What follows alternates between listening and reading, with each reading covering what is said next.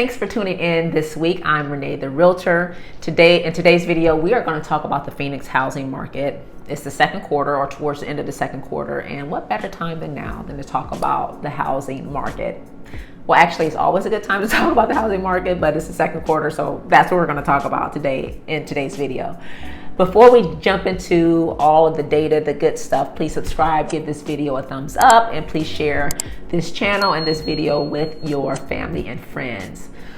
Now, a few things that I want to talk about in today's video. Real briefly, I do want to discuss mortgage rates, but I really want to talk about this inventory shortage. We're seeing the inventory shortage nationwide, so I want to look at the numbers, or what the numbers look like for the Phoenix market. Now, if you have seen my market updates before, you know that I always pull my data from the Cromford report, which is, in my opinion, the most comprehensive, the most accurate platform out there as far as statistical data when it comes to real estate. Okay, this information is only, or the platform is only available to realtors. You have to be a subscriber, and so I'm a subscriber, and I'm really excited to share with you what is going on. I'm a data's person. I love looking at the data, so because the data doesn't lie, right?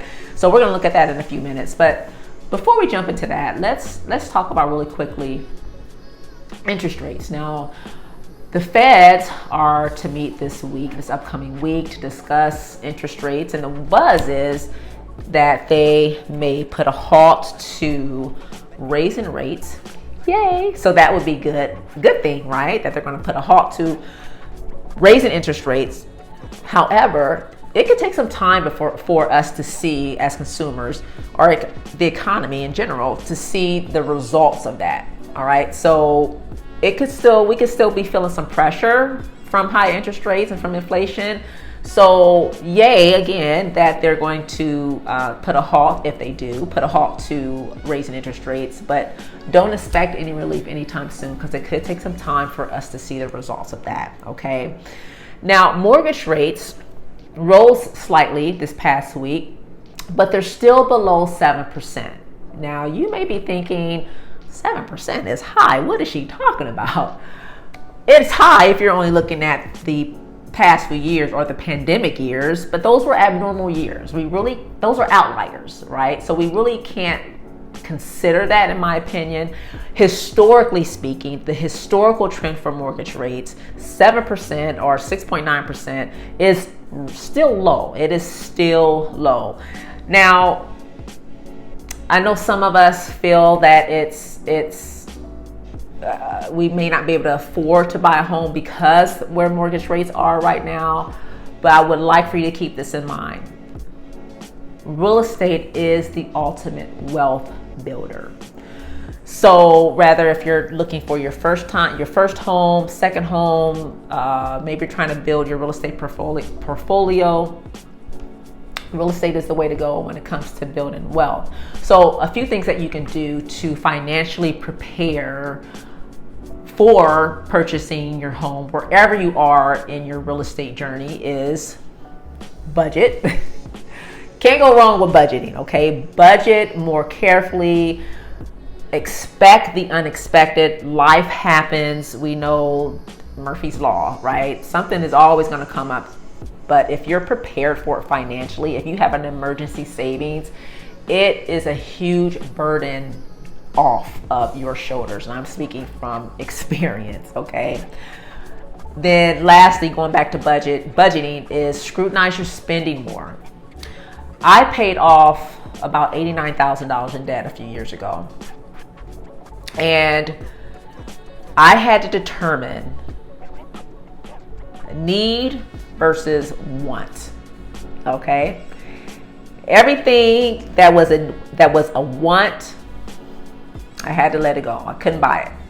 I only bought the things that I needed, the basic necessities of life. All right? And having that discipline, having that mindset, and really budgeting and scrutinizing my spending and my budgeting, and knowing where every dollar was going, having that zero-based budget, really it helped me get helped me to pay off all my debt. All right, so I'm speaking from experience, and so I encourage you to do the same thing too.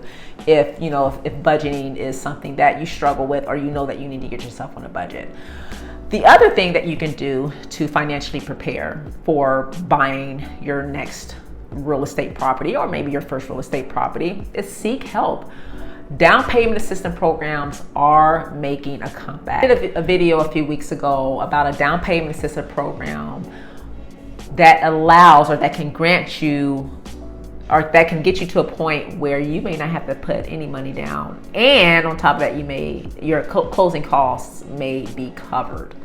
So check out that video. I'll be sure to put the link below. It is worth the watch. I do know a few lenders who are offering that program, and this program is nationwide. It is for FHA, but it's worth looking into. Okay, so speak to your lender about possibly utilizing this program to help buy your next or first property. Okay, so let's jump into the not interest rates. We already talked about interest rates, right? Let's jump into the inventory shortage. Right now, we are about 50% below pre-pandemic levels. Now, in a normal year, inventory bottoms at February, then it ramps up from about March to August, then it peaks in about September to October. But this ramp up has not happened in 2023. Our inventory has basically flattened out since February. Now this is nationwide. There's an article that I came across on CNBC that talks about the shortage of houses is hitting some people in areas harder than others. So take a look at this. The popular 30-year fixed mortgage rate hovered in the high 6% range in May. At that level, buyers with an annual income of $100,000, which is slightly above the national median, could afford a house with a maximum price of about $341,000. But just 39% of the homes for sale were listed at or below that price point in May, according to a new report Thursday from Realtor.com with the National Association of Realtors. 39% of homes were only below $341,000. Now, that's nationwide. Let me share with you those numbers for Phoenix. Out of all of our active listings for single-family homes in the Phoenix area, only 20% of our inventory is below $400,000. Now, I could not pinpoint it the way that this Crown Report platform works. I could not pinpoint it at 341, so I just rounded it up to 340. I'm sorry, I rounded it up to 400,000. 20% of our inventory for single-family homes is below 400,000. All right, so we're seeing. Let me say this. Although our active listings are up 5% year over year, they're actually down 15% since the first quarter. So you have to keep in mind, like when we have lower inventory and we have, I'll say supply, because supply and demand. So we have low supply, but demand is higher than supply. What do you think that's going to do with the prices? Yeah, the home prices are going to go up, which we're going to talk about in a second. We're going to look at our median price here in Phoenix. So we're seeing prices shoot up, and the trend is that home prices will continue to rise. Now, you know what? As a matter of fact, let's take a look at that right now. Our median price as of June 10th is up 6% since the first quarter. However, it's down 7% year over year, but it's up 6% since first quarter. As a matter of fact, let me give you the exact number. Right now, our median sales price for all listings, or all dwellings, I should say, is $440,000.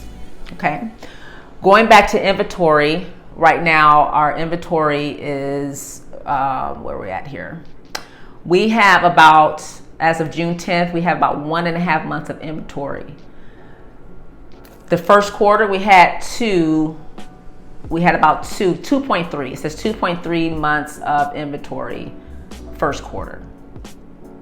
So we are seeing our inventory just low supply. Now, honestly, what I think is what is happening is that most homeowners, they're at a sweet spot with their interest rates, right? Especially if those homeowners, if they bought their home during the pandemic years, I mean, 2-3% interest rate.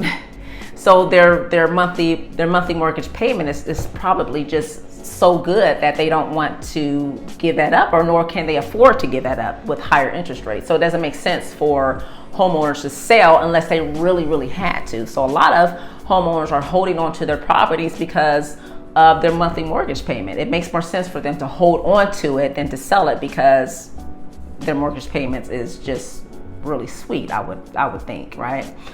So I think that's what we're seeing with the inventory. More homeowners are just hanging on to what they have, and higher interest rates is just slowing demand down. However, demand is still higher than supply. Let's take a look at this chart right now, as a matter of fact. You can see here, this is our demand and supply. Let me back up. It's the Cromford Demand and Cromford Supply Index. The red line represents demand, the blue line represents supply. You can see here that supply is lower than demand, or I'll say it the other way around. Demand is higher than supply. That yellow line through the middle, where you see that says 100, 100 is normal. So demand and supply are below normal, but that demand is still outpacing supply. And as long as demand is outpacing supply or higher than supply, we're going to see home prices go up. Okay, so so just keep that in mind. Let me give you the exact numbers here. Demand is about 83 points and supply is about 56. All right. Now, the Cromford Market Index, which tells us how balanced the market is. If the Cromford Market Index is above 100, it is a seller's market. If the Cromford Market Index is below 100, then it's a buyer's market. Right now, as of June 3rd, it is 162.2. So above 100, so we are in the seller's market. And as a matter of fact, there are some cities here across the valley that are some hot seller's markets. So let me give you that information. So hot seller's market right now, according to the Cromford Market Index, Glendale, Avondale, Mesa, Cave Creek, Paradise Valley. Those are the hottest sellers markets right now. There are other cities that are sellers markets, but when it comes to like being hot, because the change in the Cromford Market Index since last month increased the most. So this is why these 6 cities are hot seller markets right now. So if you're a homeowner and you need to buy and you live in one of those 6 cities that I mentioned, it could be lucrative for you. It could be lucrative for you. But if you're on the buyer, or if you're on the other end of that and you're a buyer, just know that you may come across a property that you want to get, and it may have multiple offers. Okay.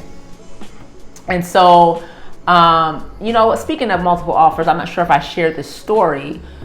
When we were talking about inventory, I have a client who is an investor. They're looking to buy their first property, and just these past 2 weeks, one property we went to go see, the price point was $193,000. It had 4 offers. Then we saw a property last week. It just came on the market. It was on the market for 1 day. The price point was $176,000, somewhere around there. It had 6 offers. So we are really seeing not only just a shortage, but those properties that are below that 400,000, multiple offers. Well, in this case, it was below 200,000 for at least the example that I'm providing. Multiple offers, and of course, that's going to push the price up as well when you see properties that have multiple offers. So, keep that in mind if you're looking to buy. You want to look at your price point, and again, financially prepared. Get yourself on a budget. Scrutinize your spending, okay? if you ever have any questions about the Phoenix market or anything related to real estate, buying or selling, I would love to help in any way that I can. Please see the link below to schedule a chat session with me. Also, I have resources. If you're a homeowner and you need to sell, I have resources that can help you get your house market ready so that you can get the most proceeds from the sale. If you're a buyer, I have resources for you that can help you navigate the home buying process. Also giving you some strategies and tips to negotiate a good deal. If you're looking to relocate to Phoenix, I have a relocation guide. If you're going through a divorce, I also have some resources for you as well when it comes to selling your real estate. So see the link below for all of that information.